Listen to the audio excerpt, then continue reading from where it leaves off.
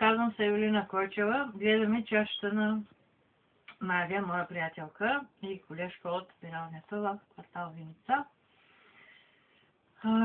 Значи, един тормоз си правиш, едни съседи има тук, големи приятели, една помощ имаш от тях за едни пари, един дер си правиш, кога ще върнеш, кога ще пристигнат. За една работа се притесняваш на мъжа си. Един път пратил, чакаш втори път, проблеми има малко там, едни настроения. Ти обаче тук голям тормоз си правиш, направо си като болна мечка, по едно време направо на мен да подладееш заради една пералня. Едни токове има проблеми във вас с цялата инсталация в къщата, едни пари не ти признават, лягаш, ставаш, главата те боли, направо отпаднала си и така имаш направо като една топка в стомаха си.